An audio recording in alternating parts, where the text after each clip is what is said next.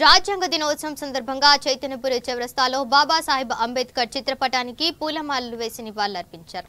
ఈ కార్యక్రమంలో Chaitanyapuri BJP corporator Narasimha Gupta, senior నాయకులు కృష్ణ ప్రకాష్, డివిజన్ అధ్యక్షులు వినోద్ యాదవ్, రంగారెడ్డి జిల్లా ఉపాధ్యక్షులు శంకర్, దళిత మోర్చా రాష్ట్ర నాయకులు హరిబాబు, బీజేపీ నేతలు, కార్యకర్తలు పాల్గొన్నారు.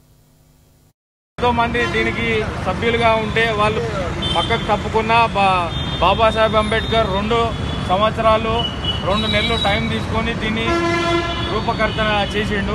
రాజ్యాంగాన్ని సమర్పించిన తర్వాత ఈ బడుగు బలహీన వర్గాలు, ఎస్సీలు అందరికీ న్యాయం చేయడం జరిగింది. అతను చాలా మటుకు అందరికీ న్యాయం జరిగిందని నేను సభగా మనవి చేసుకుంటూ ఇప్పుడు మన డివిజన్ అధ్యక్షులు వినోద్ గారు 2 నిమిషాలు మాట్లాడాల్సింది కోరుతున్నాం.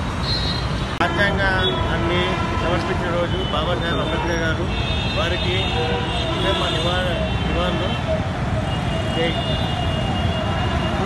అంబేద్కర్ గారు రాజ్యాంగం సమర్పించిన రోజు సందర్భంగా మీ అందరికీ కూడా శుభాకాంక్షలు తెలుపుతూ అట్లనే ఇప్పుడు మన కార్పొరేటర్ నరసింహగుప్తా గారు 2 మాటలు మాట్లాడుతున్నారు. ఈరోజు భారత రాజ్యాంగ నిర్మాత డాక్టర్ భీమ్రావ్ అంబేద్కర్ గారు రాజ్యాంగాన్ని రచించి సమర్పించిన దినం. డాక్టర్ బాబాసాహెబ్ అంబేద్కర్ గారు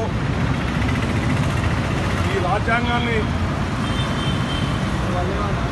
రచించి భారతదేశాన్ని సర్వసత్తాక దేశంగా, ఒక ప్రజాస్వామ్య దేశంగా, ఒక లౌకికవాద దేశంగా తీర్చిదిద్దినారు.